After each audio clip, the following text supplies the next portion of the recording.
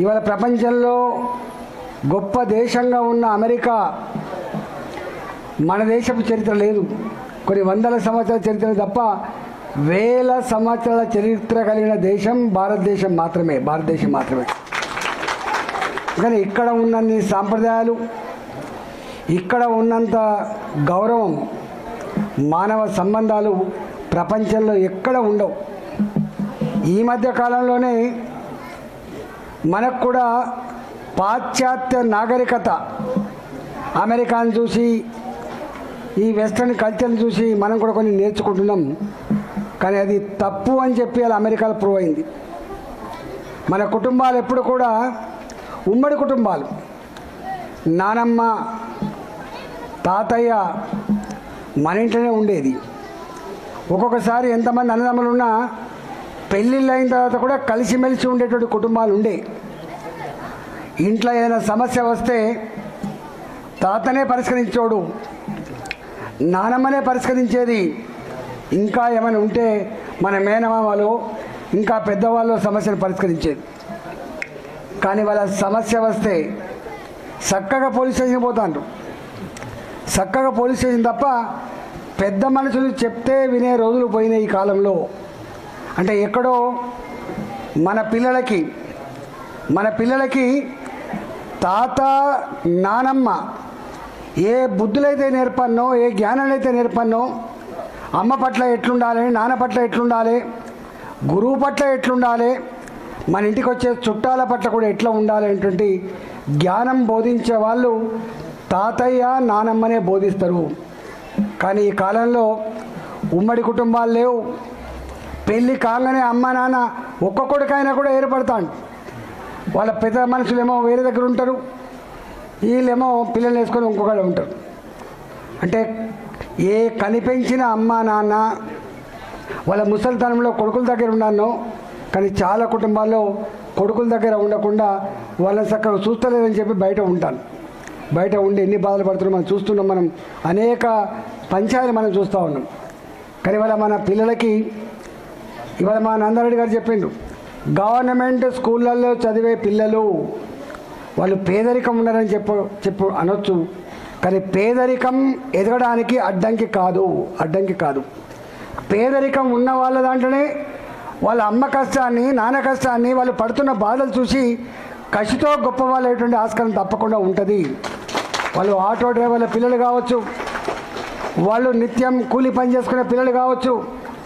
ఇవాళ మనం అనేక మంది పిల్లలు గొప్పగా అవార్డులు అందుకుంటూ ఉంటే, ఒక ఆటో డ్రైవర్ కూతురు ఒక ఐపీఎస్ ఆఫీసర్ అయిందన్నప్పుడు, ఒక కూలి పని చేసుకునేటువంటి ఇంట్లో ఒక డాక్టర్ అయిందని చెప్పి అనుకున్నప్పుడు ఇవాళ ఎంత మురిసిపోతారో దానికి అవధులు ఉండవు. అందుకనే మా టీచర్లకి, గవర్నమెంట్ స్కూళ్ళలో పనిచేసే టీచర్లకి నేను ఒకటే విజ్ఞప్తి చేస్తున్నా, నిజమైన విద్యను అందించాల్సిన పిల్లలు వీళ్ళు బాగుపడితేనే దేశం బాగుపడేటువంటి ఆస్కారం ఉంటుంది. గుర్తుపెట్టుకోండి. నేను 25 ఏళ్ళ నుంచి, నందారెడ్డి గారు కూడా అనేక సంవత్సరాలు రాజకీయాలు ఉన్నారు.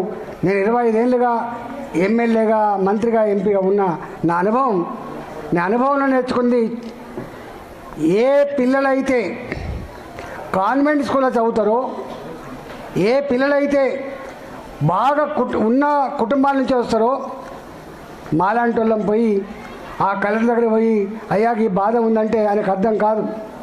కానీ అదే గ్రామీణ ప్రాంతాల్లో ఆకలి, దుఃఖం, కష్టం అంటే ఏందో తెలిసిన పిల్లలు కనుక అనుకోకుండా కలెక్టర్ అయితే మాత్రం మాలాంటి వాళ్ళం పోయి ఈ పేదవాళ్ళకి సమస్య ఉందంటే వెంటనే చేద్దాం సార్ అంటాడు ఆ కలెక్టర్. అంటే ఈ పేదరికం నుంచి వెళ్ళి ఉన్నటువంటి పిల్లలు పెద్దవాళ్ళు అయితే, వాళ్ళు మంత్రులైనా, వాళ్ళు కలెక్టర్ అయినా ఆ మార్పు ఉంటుంది. నేను గవర్నమెంట్ హాస్టల్ చదువుకున్నాను.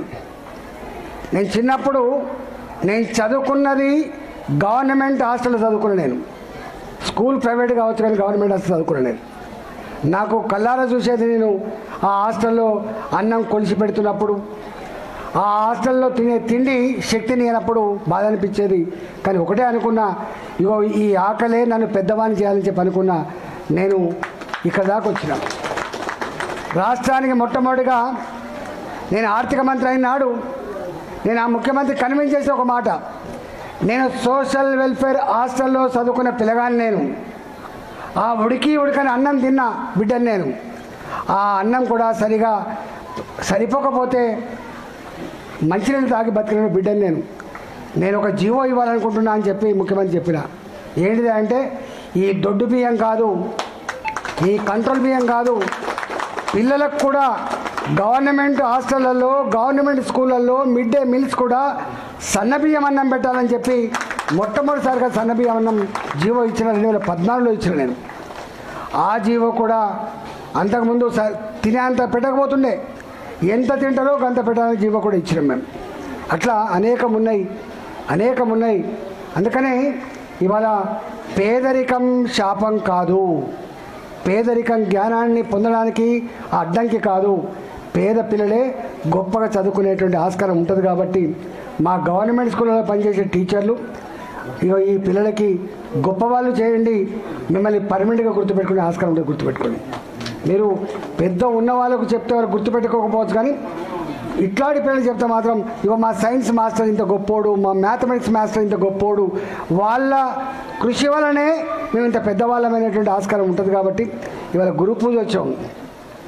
వేదవ్యాస భగవానుడు ఇవాళ జ్ఞానాన్ని అందించండి ఈ సమాజానికి.